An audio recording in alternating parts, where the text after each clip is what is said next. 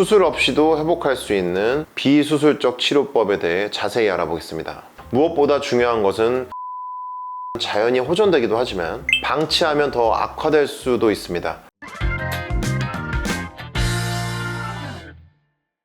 안녕하세요. 여러분의 관절을 지켜줄 뼈닥터 이종혁 원장입니다. 손목이 저리고 아픈 손목 터널 증후군으로 고생하고 계신가요? 손목 터널 증후군은 현대인들에게 매우 흔한 질환인데요. 수술이 꼭 필요한지 고민하시는 분들도 많으실 겁니다. 오늘은 손목 터널 증후군의 증상과 수술이 필요한 경우, 그리고 수술 없이도 회복할 수 있는 비수술적 치료법에 대해 자세히 알아보겠습니다. 먼저 손목 터널 증후군의 대표적인 증상으로는 손목 통증, 손저림, 특히 엄지, 검지, 중지의 저림과 감각 저하가 있습니다. 증상이 심해지면 밤에도 아파서 잠을 설치거나 물건을 제대로 잡기 어려워질 수 있어요. 또한 손목의 부종과 뻣뻣함이 느껴질 수도 있습니다. 그렇다면 이런 증상들이 나타날 때 수술이 정말 필요한지 궁금하시죠? 손목 터널 증후군은 초기에는 비수술적 치료로 관리가 가능하지만 몇 가지 특정한 경우에는 수술이 필요할 수 있습니다.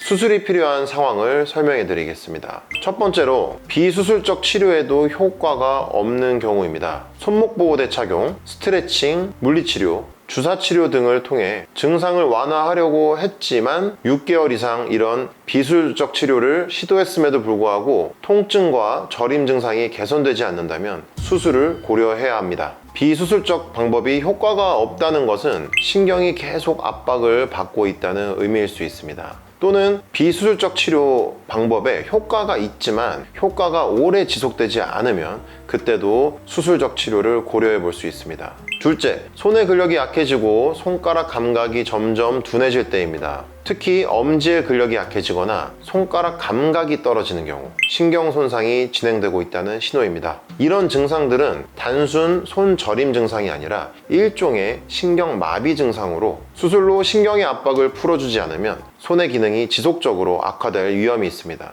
셋째, 신경전도 검사에서 신경 손상이 심각한 경우입니다. 신경의 상태를 확인해 볼 수 있는 신경전도 검사를 통해서 신경의 기능을 평가할 때 검사 결과에서 정중신경의 압박이 고도로 진행된 결과가 나오면 그때는 수술이 필요할 가능성이 높습니다. 이런 경우 수술을 통해서 손목 터널을 넓혀서 신경의 압박을 풀어주는 것이 필요합니다. 수술은 신경의 압박을 풀어줌으로써 손의 기능을 보존하는 데 목적이 있습니다. 수술 후 대부분의 환자들은 증상이 호전되며 정상적인 생활로 복귀할 수 있습니다. 하지만 수술이 모든 환자에게 필요한 것은 아닙니다. 초기에는 비수술적 치료를 우선적으로 고려하는 것이 중요합니다. 다행히도 대부분의 손목 터널 증후군은 비수술적 치료로 충분히 관리할 수 있습니다. 비수술적 치료법은 신경에 가해지는 압력을 줄이고 염증을 완화해서 증상을 경감시키는 데 중점을 둡니다. 이전 영상에서 손목 터널 증후군 예방법으로 알려드렸던 방법들이 일단 우선시 되어야 하고요. 그리고 병원 치료를 병행하는 것입니다.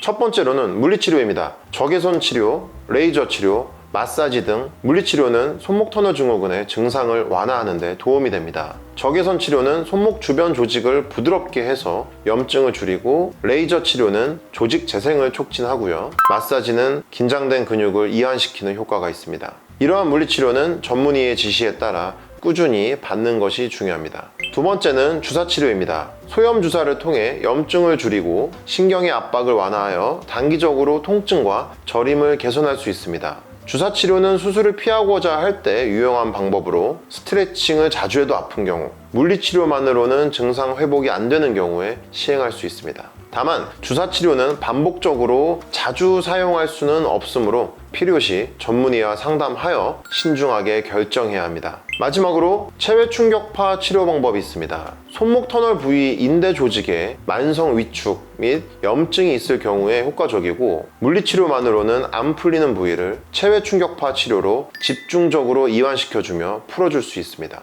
비수술적 치료법은 증상의 정도에 따라 다르게 접근할 수 있으며 무엇보다 중요한 것은 꾸준함입니다. 손목 터널 증후군은 시간이 지나면 자연히 호전되기도 하지만 방치하면 더 악화될 수도 있습니다. 따라서 증상이 나타났을 때 초기에 적절한 비수술적 치료를 받는 것이 중요합니다. 오늘은 손목 터널 증후군의 수술이 필요한 경우와 비수술적 치료법에 대해서 알아보았습니다. 중요한 것은 증상이 나타났을 때 초기에 적절한 치료를 받는 것입니다. 수술이 꼭 필요한 경우가 아니라면 비수술적 치료 방법으로도 충분히 관리할 수 있으니 너무 걱정하지 마세요. 궁금한 점이 있으시면 댓글로 남겨주시고 도움이 되셨다면 좋아요와 구독 부탁드립니다. 다음 영상에서는 손목 터널 증후군을 발생시키는 잘못된 스마트폰 사용법을 알려드리겠습니다. 여러분의 관절을 지켜줄 뼈닥터 이종혁 원장이었습니다. 감사합니다.